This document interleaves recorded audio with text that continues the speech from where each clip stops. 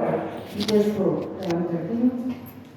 अभी प्रथम सत्र में हमने आज के हमारे कार्यक्रम के अध्यक्ष को श्री CP शर्मा जी को सुना और अपनी पंक्तियों से बंधन करते हुए अपने आज के शोध सार को पढ़ती हूँ कि गहरी समझ गहरी नजर और गहन तम दिख रहा, गहरी समझ गहरी नजर और गहन तम दिख रहा, उन्नत है आभा भाल पर मेधा का मंथन दिख रहा। हाँ बेटा, वाह वाह, बढ़िया सहयोग मिला हमें। उन्नत है आभा भाल पर मेधा का मंथन दिख रहा।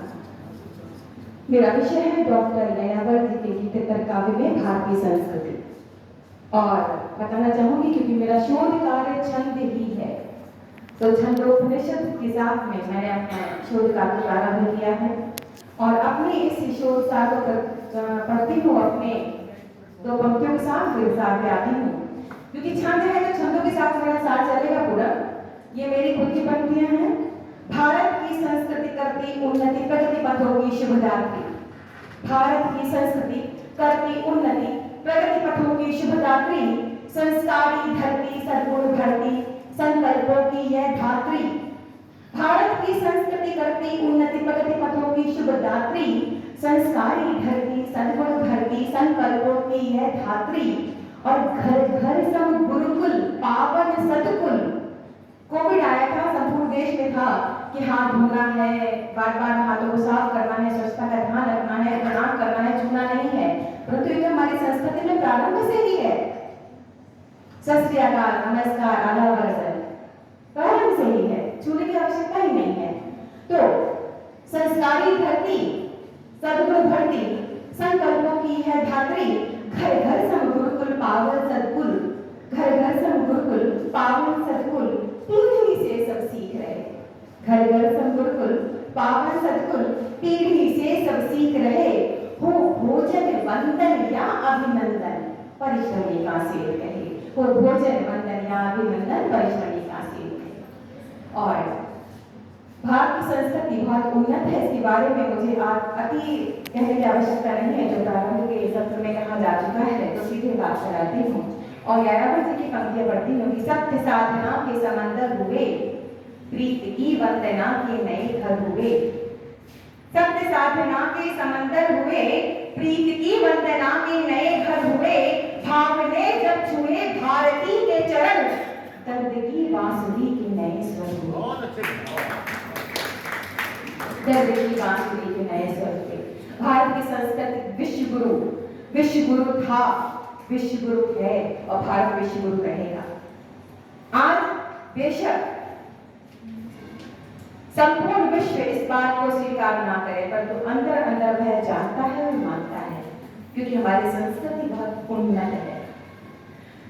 हम उस देश के वासी हैं जहां पर जन्म होता है तो जबान पर यानी हमारी जीवा पर मधु से राम का नाम लिखा जाता है और जब हम मृत्यु को प्राप्त होते हैं तो राम नाम सत्य के साथ हमारी कटनी होती है।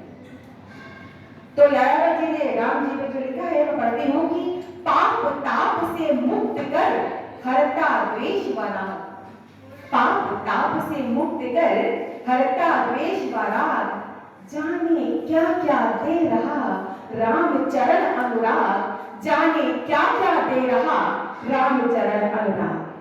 और देव दनुज किन्नर मनुज अनगिन संत महंत, देव दनुज किन्नर मनुज अनगिन संत महंत, और कब किसने रघुवीर सी दिखे कृपा अनंत, कब किसने रघुवीर सी दिखे कृपा अनंत। हम पत्ते पत्ते में कण कण में प्रभु को मानते हैं। पता है क्यों मानते हैं?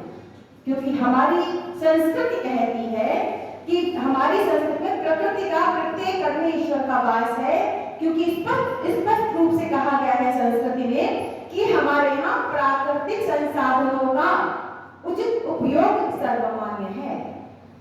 पुनः कहना चाहूंगी कि प्राकृतिक संसाधनों का उचित उपयोग सर्वमान्य है, परंतु उसका दोहन पूर्णता अमान्य है। और यह संस्कृति सिर्फ संपूर्ण विश्व में भारत की संस्कृति है। तभी तो पत्ते पत्ते में कण कण में हम प्रभु के दर्शन पाते हैं कि पात पात पर राधिका और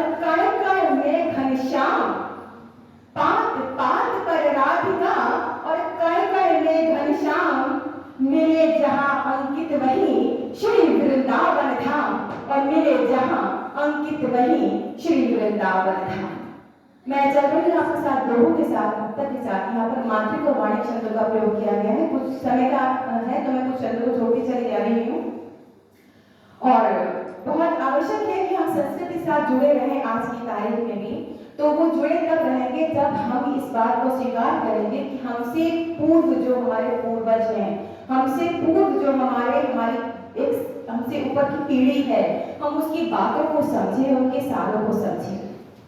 बहुत बड़ी बात है, क्योंकि हम क्या जानते हैं, बहुत ज्यादा 3 पीढ़ियां, 4 पीढ़ी, बहुत ज्यादा 5 पीढ़ी, इससे अधिक नहीं जानते हैं। परंतु मैं कहना चाहती हूँ जो यायावर जी ने कहा है कि पूर्वज पोथी का कभी मत करना उपहास, पूर्वज पोथी का कभी मत करना उपहास। और इस धुंधली लिपि में लिखा संस्कृति का इतिहास, और इस धुंधली लिपि में लिखा संस्कृति का इतिहास। यह हमारी संस्कृति की दूरदर्शिता है, परंपराओं की दूरदर्शिता है। आप समझिए, जब आप हरिद्वार जाते हैं, गया जाते हैं, जब इन तीर्थ स्थानों पर जाते हैं, तो आपके परिवार की पूरी जन्म कुंडली मंडलों के पास होती है। 4 पीढ़ी, 5 पीढ़ी, 7 पीढ़ी, 8 पीढ़ी, 10 पीढ़ी, 20 पीढ़ी मैंने अपनी आंखों से देखी है। और वो पंडित के संबंध है, आपकी शक्ल देखेंगे, अच्छा आप तो बुझार ब्राह्मण है, आप ये हैं, आप यहाँ से हैं, और फटाक से मतलब पूरा कमरा भरा हुआ है, तो आपकी ही पोथी निकाल के लाएंगे, इतनी बड़ी, इतनी मोटी सी, और आपको पूरा बता देंगे अपने खानदान के बारे में। तो कहती हूँ कि पंडों की बहिया मुझे करती है आकृष्ट, पंडों की बहिया मुझे करती, बही मतलब वही खाता जो होता है बड़ा सा, पंडों की बहिया मुझे करती है आकृष्ट, खुलते हैं इतिहास के कुछ अनजाने पृष्ठ, खुलते हैं इतिहास के कुछ अनजाने पृष्ठ। आगे बढ़ती हूँ। हम सभी जानते हैं हमारा मन ही शरीर को नियंत्रित करता है, क्योंकि मन पवित्र हो तो तन और यह जीवन सदा पवित्र हो जाता है। क्योंकि आजकल की जो एक वैश्विक विचारधारा है, उसकी क्या एक नियम है कि जो प्राप्त है वह पर्याप्त है। अब इस शिखर पे पहुंचे, फिर आगे जाना है, फिर आगे जाना है। जो प्राप्त है वह पर्याप्त है, परंतु भारतीय संस्कृति की विचारधारा कहती है कि जो प्राप्त है वह पर्याप्त है। इसीलिए कहते हैं कि क्षण भंगुर है फिर बिखर गया, क्षण भंगुर है फिर बिखर गया, जो जलद पत्र पर ठहर गया। जलद पत्र का कमल का वह पत्ता जिस पे बिंदु ठहर जाता है। क्षण भंगुर है फिर बिखर गया, जो जलद पत्र पर ठहर गया, उस नील बिंदु सा है जीवन, उस नील बिंदु सा है जीवन। और बात को आगे लाती हूँ, खत्म करने के पड़ाव पर पहुंचती हूँ, समाप्ति के आधार पे, कि यायावर जी का अंतिम ये छंद पढ़ती हूँ कि मैं काले में खोज दे तुम अपना उल्लास। अभी हमारे सर में बोला था, और इसी बात को इन शब्दों में रखती हूँ, सार्थक शब्दों में, कि मैं काले में खोज दे तुम अपना उल्लास, और भोजपत्र में तोड़ता दम अपना इतिहास, भोजपत्र में तोड़ता दम अपना इतिहास।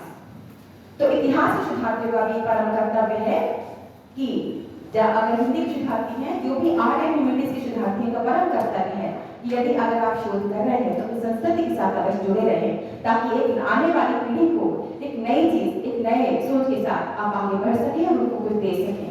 और अंत करती हूँ अपनी कविता के साथ में, मेरी अभिलाषा। ये मेरी अभिलाषा है आदरणीय, और प्रत्येक मंच पर अवश्य पढ़ती हूँ। छोटी सी 2 लाइनें पढ़ती हूँ और उसको समापन की दिशा को ले जाती हूँ अपने इस वक्तव्य को, कि मेरी अभिलाषा है इतनी हर जन्म में भारत देश मिले, मेरी अभिलाषा है इतनी हर जन्म में भारत देश मिले, इसकी गलियां नदियां माटी और सांस्कृतिक परिवेश मिले, इसकी गलियां नदियां माटी और सांस्कृतिक परिवेश मिले, मेरी अभिलाषा है इतनी हर जन्म में भारत देश मिले, इसकी गलियां नदियां माटी और सांस्कृतिक परिवेश मिले, हिमगिर सा हीरक मुकुट बना गर्वित उन्नतम भाल बना, हिमगिर सा हीरक मुकुट बना गर्वित उन्नतम भाल तना, अहम सिकंदर का चूर हुआ। जानते हैं ना, लेकिन फिर भी हम कहते हैं जो जीता वो सिकंदर, कहते हैं ना। तो जानते हैं हम तो मानते नहीं हैं, इसी विचारधारा को बदलना है। अहम सिकंदर का चूर हुआ, जहां भाड़ भी फोड़े एक गुरु गोबिंद सिंह जी ने क्या कहा था कि 1.25 लाख पे एक लड़ावा ते गोविंद सिंह नाम कहावा।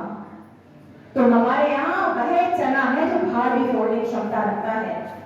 अहम सिकंदर का चूर हुआ, यह भार भी फोड़े एक चना, इस माटी के उपकार बड़े, जीवन अर्पित जो शेष मिले, मेरी अभिलाषा है कि हर जन्म में भारत देश मिले, इसकी गलियां नदियां माटी और सांस्कृतिक परिवेश मिले, इसकी गलियां नदियां माटी और सांस्कृतिक परिवेश मिले।